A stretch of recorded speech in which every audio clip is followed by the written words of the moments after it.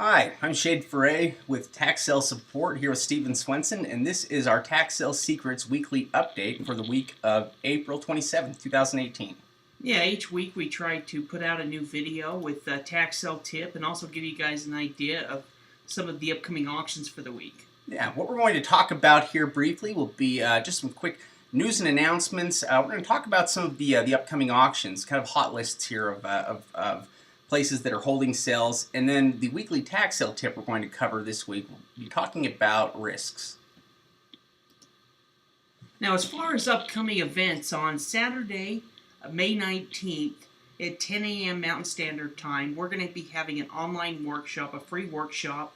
If you'd like to join, you can go ahead and go down to the description center, the description, and click on the link, and you can go ahead and join, and we'd love to have you out there.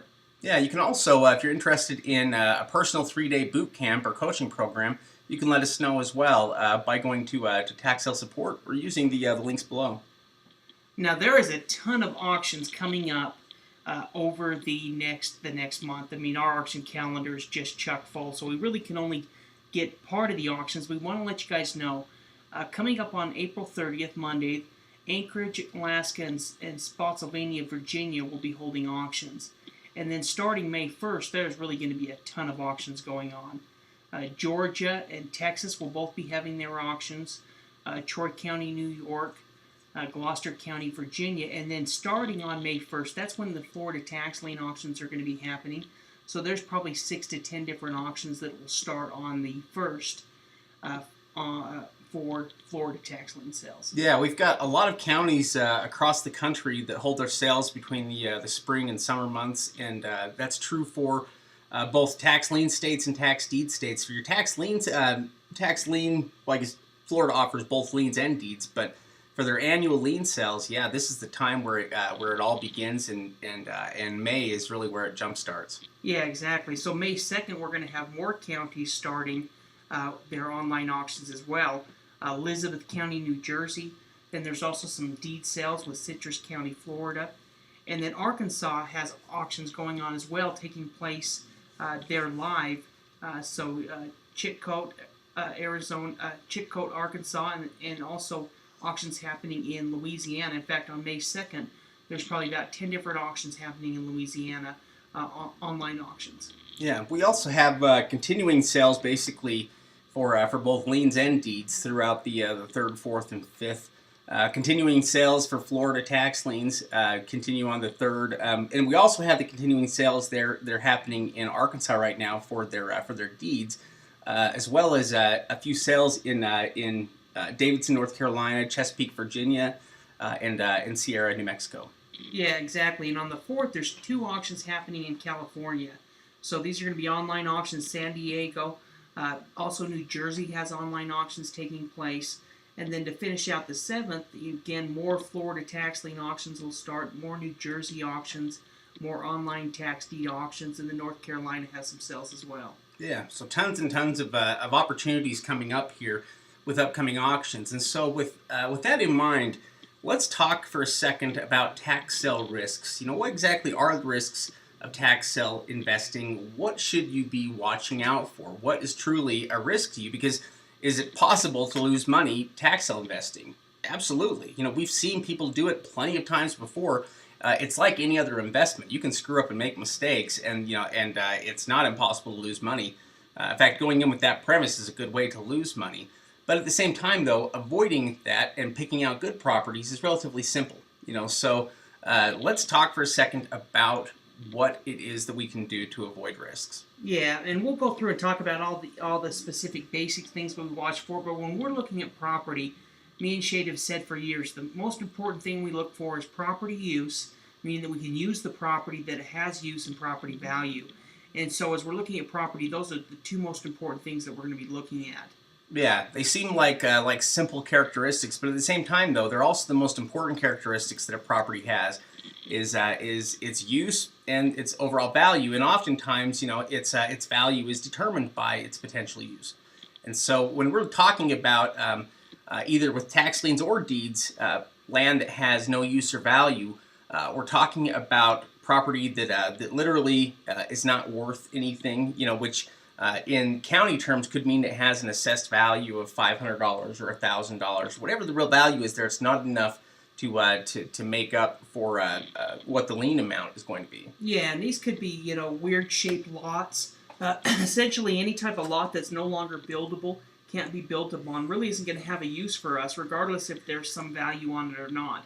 So we're going to avoid any type of landlocked properties, like Shade said, land with low value and land with no use. Yeah, something else just to take note of here is if you're looking at over-the-counter deeds, it's not uncommon for counties to change the assessed price on property that's county held because it prevents them from paying property taxes on it.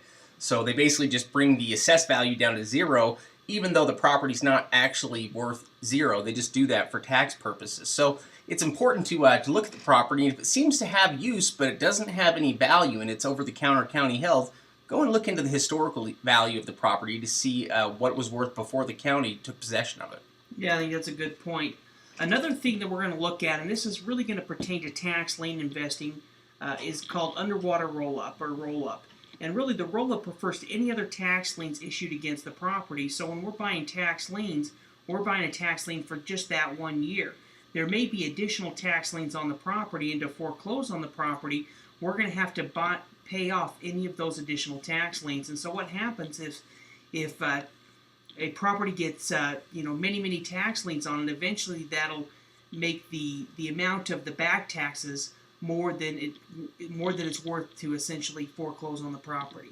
Yeah, and when you have a lot of money that's owed on these properties, the risk of buying a lien against the property is if it doesn't redeem, then your only real recourse is to foreclose on the property. But it's not worth foreclosing on the property if it's going to cost you X number of dollars to foreclose, and the property is worth less than that. That's essentially what an underwater property is when it comes to the roll-up, is a property that's not worth foreclosing on due to the amounts that are asked to do so. Yeah, exactly. Another thing that we can watch out for is bankruptcy. Essentially, bankruptcy is something that you're not going to come across very often. Most of the counties will pull any tax liens or deeds like that if it does have a bankruptcy before the auction. And so if a bankruptcy does happen, usually a bankruptcy is only going to happen after you've already purchased the lien. And if it does happen, 99% of the time, your money is going to get paid back. Now, what may happen is the court may put that on a payment program. So instead of, let's say you buy a $1,000 lien, instead of getting that $1,000 back, you may get 5 checks of $200 over the next 6 months. Yeah, in fact, I think it's 100% of the tax liens really with the bankruptcy will still get paid back here at some point. But yeah, the county may have it stop accruing interest, so they just pay back the initial amount. But no matter what, your money's safe. Even if a bankruptcy were to occur with a tax lien, you're still going to get your money back. And we generally don't have to worry about bankruptcy with tax deeds because if there's anything involving a bankruptcy, it happens before the property's foreclosed on and becomes a deed. And so by the time a deed is created, basically, it's too late for any kind of a bankruptcy. Yeah, and if a bankruptcy comes up after the foreclosure, during the foreclosure, then they'll just take it off the list and work with the bankruptcy court. And if it doesn't work, then they'll just relist it the next auction. Yeah, so essentially bankruptcy is really not a risk at all when I think you really look at how it all works. Emotional bidding is probably a much bigger risk, especially for those that are participating with auctions. And the reason for that is because it's how auctions succeed. It's how they operate. They depend on you becoming emotionally involved with the process and taking emotional ownership over properties before you've actually purchased them. That's how they get people to bid up the price and bid up beyond what they would even like to invest. Yeah, exactly. We've seen this, in many auctions across the country that we've attended where people have got emotionally involved and they end up paying more than they should. And so, when it comes to avoiding this isn't something that's going to be on the property. This is something that we have to control. And so by setting preset limits where we know exactly what we're going to bid to, that's going to avoid us making this mistake. Yeah, basic due diligence will help you avoid making a lot of the emotional mistakes. Another potential risk are easements. And easements are, by definition, basically a right-of-way that basically allows the government or the county local government to use property for a specific purpose. So ditches are a lot of times used like this. Sometimes it's things related to electrical or other water things. basin or Yeah. something like that. Essentially, there's two different types of easements. There's easements where essentially the property is completely set up as an easement, like a drainage ditch or something like that. And then there's other types of easements where maybe you have a large piece of property and there's a road, that goes through it, or you've given permission to another property owner to drive on your road or something like that. Those type of easements won't affect the property value as much as a property that is only set up for the easement, and so really what would qualify as useless land. Yeah. If you've got a drainage ditch, that's essentially useless land because it can only be used for that easement. So it's something that you'll want to check for. Perhaps the biggest risk that we face, useless land is going to be probably the biggest risk. But when you're buying tax deeds, really one of the bigger risks that you face is other government liens. And the reason for that is because tax deeds are foreclosed on through a judicial foreclosure. It's a powerful court-based foreclosure based on state law that wipes out any encumbrances or liens against the property, and it has to in order to work. If it couldn't wipe out things like a mortgage, then nobody would pay their property taxes because they wouldn't have to worry about ever getting foreclosed on. So this first position lien will wipe out any kind of encumbrance or lien against the property with the exception of other first position liens or other government liens essentially. So it can't wipe out another government lien, meaning that if the county has a deed for sale and the local municipality issued liens against the property for cutting the grass, then that lien can still be existent and valid even with the selling of the deed. So you could buy the deed and it still has these liens against it placed by the municipality. These are the things we need to avoid essentially, and that we can check in on with some basic due diligence. Yeah, that's a good point. As far as environmental issues, this isn't something that you're going to come across very often. This is usually going to be something like a commercial property, maybe like a gas station with an old underground gas tank.